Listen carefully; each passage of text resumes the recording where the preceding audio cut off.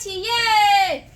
हाँ भौजी कहले कि जे कोनो काम। चूल्हा ईटा के चूल्हा पर बनबै छियै। हाँ की करू चूल्हा फूटि गेल छै तऽ ईंटे जोड़ के बस खाना बना रहल छियै। तऽ माटि आनि कऽ बना लेती ना, ईटा पर केना होइत होत नहीं होइत हो। ये भौजी की कहै छै हमरा चूल्हा बनबल कहाँ अबै है, नहीं अबै है। तो सोचलिए कि जाब चौर हम ओतै से माटि लेबे तब जाकर चूल्हा बनाब। कोनो हमरा माय ये जे चूल्हा बनेला सिखा देत। मैं नहीं है तऽ की करबै, लुरि तऽ हर चीज के सिखनाइ होइ छै ना। आय मानिलिअ जे सासुर में जे जेबै आ चूल्हा उल्हा एना नहीं बनबै तऽ की कहत। आइ काल्हि के लड़की के देखै छियै कते गुण कते सीखने रहै छै से तऽ गुजारे नहीं होइ छै। ताहि चलते माटि के आनि कऽ चूल्हा बना ले। बात तऽ अहाँ सही कहै छियै, लेकिन दोसर लड़की सबके तऽ माय रहे ओकरा हर एक काम सिखबै, हाथ पकड़ पकड़ के सिखबै, लेकिन हमरा के सिखेतै है कोई। एगो बाबू छथिन हमर तऽ हुनका तऽ कुछ हेबे नहीं करै छथिन, ओ कहाँ से सिखेथिन। जते हुनका आबै छै ओतऽ हर चीज हमरा सिखाबै छथिन। अच्छा अहाँ चिंता नहीं करू। अच्छा बुझ माटि लाइब ना तऽ हमरा सिखा दे चूल्हा बनबै ला। ठीक छै माटि लेब ना तऽ हमरा बजा लेब, हम बता देब। कोनो काम कनी कहै छी कि जे हमरा कुटुम आबै वाला छै तऽ कहलिए कनी जोर में लायल छलै दही पौरतियै।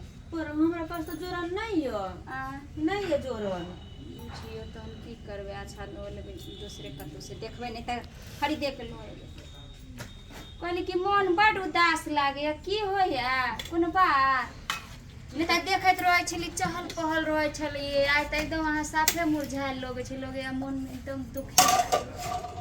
की कहू भौजी घर में तो देख बड़का घटना भेलै ना कि किछु बता नहीं सकै छी। हाँ कथी के घटना ये। हमरे देखे ला लड़का और लड़का के पिताजी आयल छलखिन। हाँ आ जबकि सब बातचीत एकदम बढ़िया से भ गेलै। हाँ आ जब बात लेनी देनी के एले ना तो लड़का मतलब 5 लाख 10 लाख रुपया कहे दिया पड़ते तो ओते हमर बाबू कतऽ से देते। हम छी गरीब घर के बेटी, बाबूजी हमर गरीब या, ओते पैसा तो होते नहीं कतऽ से देते। हमर बाबू यहाँ तक कहलकै कि हाँ 1 2 लाख तक हम बस बेटी के ब्याह करला तैयार छी।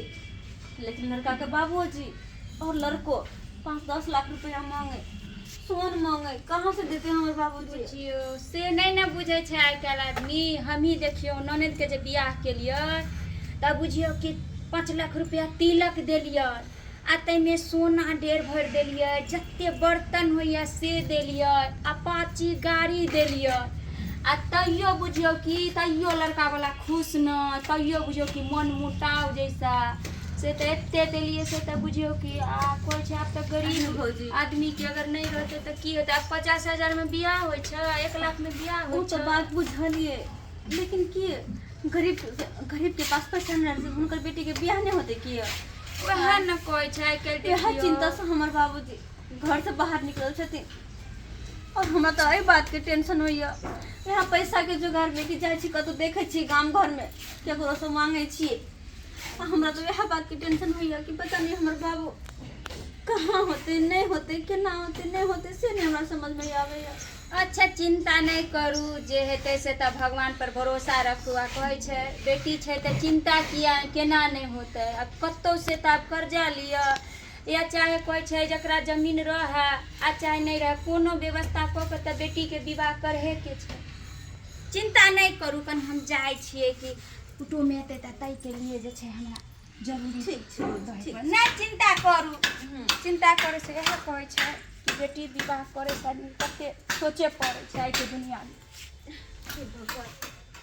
हमर बाबू बिना खाना पीना खैले गए बाहर, पता नहीं कहाँ होते नहीं होते, कौन हाल में होते। हमरा तो कुछ नहीं फुराया, कुछ नहीं फुराया हमरा।